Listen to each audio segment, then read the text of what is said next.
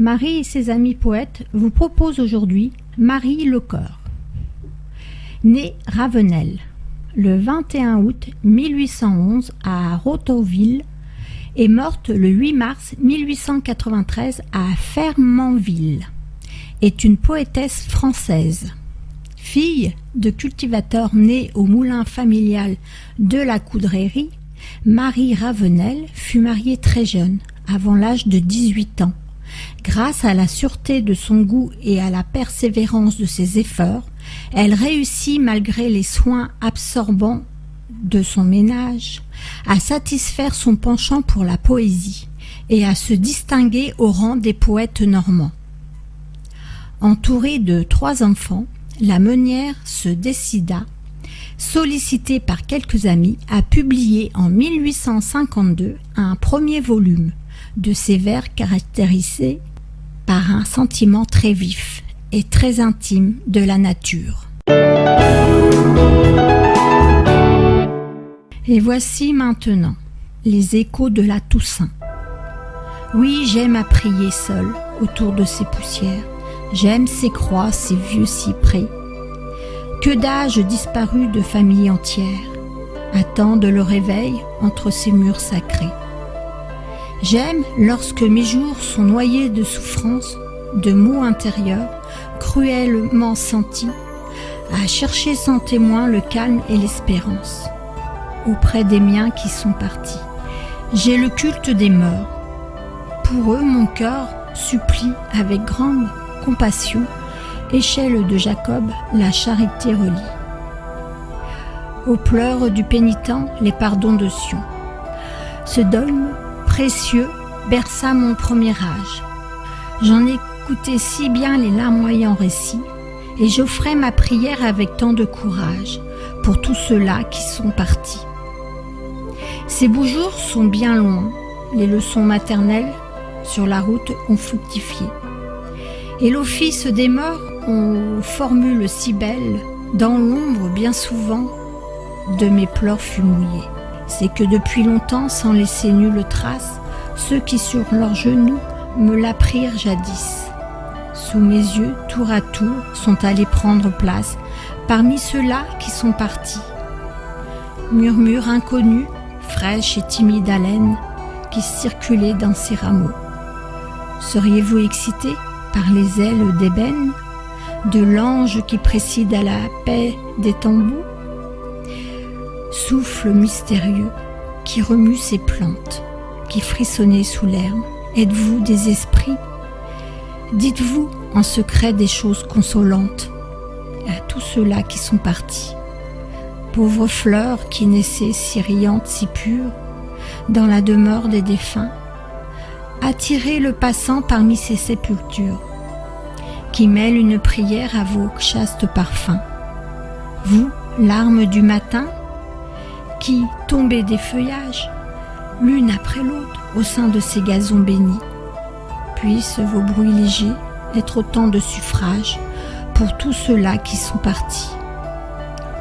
Vieux saules qui pleuraient sur ces dalles funèbres, ainsi penchés, qu'écoutez-vous?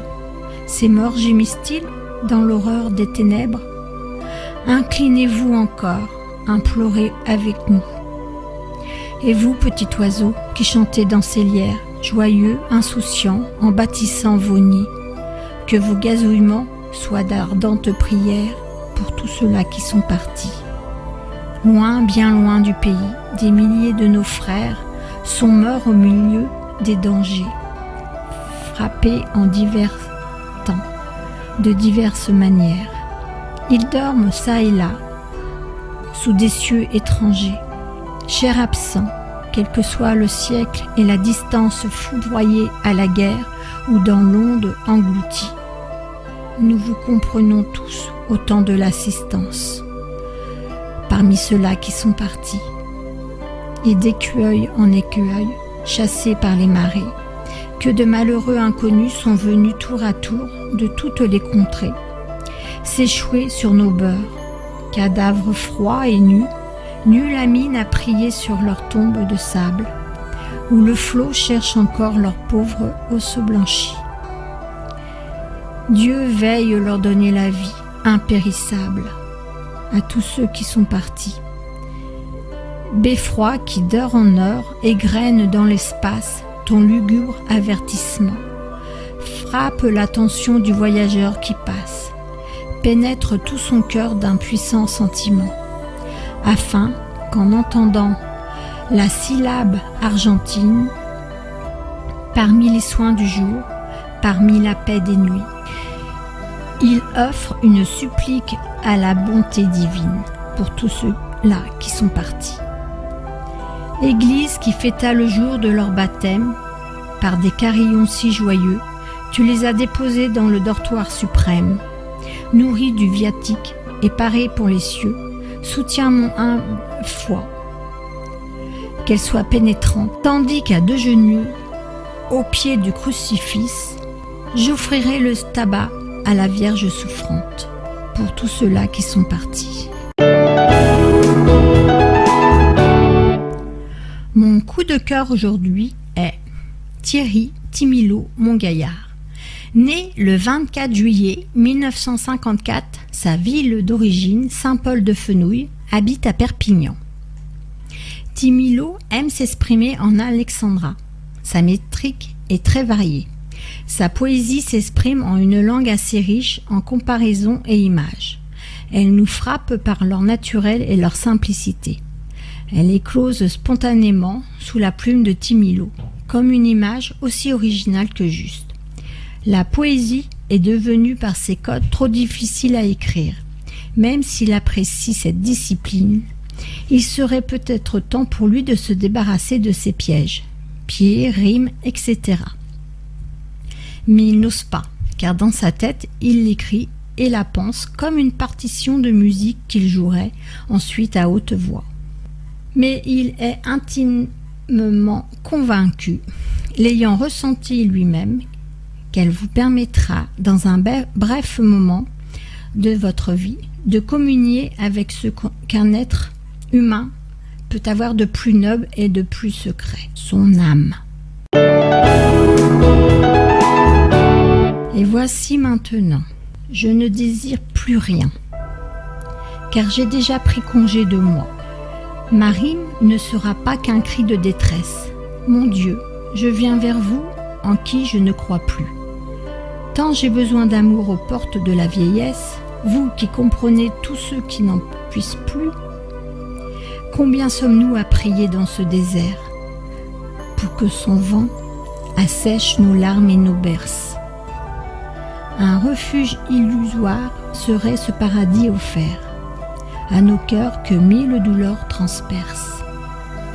Je ne demande pas au ciel le monde, mais s'il pouvait amoindrir mes erreurs, il y a bien un fleuve amour qui détourne ses ondes, pour qu'il dépose sur moi le limon du bonheur.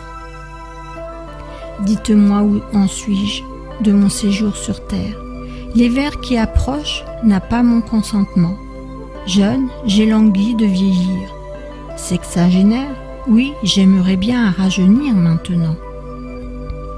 Mais où en suis-je de mon séjour sur terre? L'hiver qui approche n'a pas mon consentement. Jeune, j'ai langui de vieillir, sexagénaire, oui, j'aimerais bien rajeunir maintenant. La poésie maintenant devient ma force. Elle comble mon cœur en apaisant ses émois. La garrigue est ma drogue que je m'efforce à arpenter tous les jours. Est-ce un exploit? Enfant, j'ai désiré plus que donne une vie.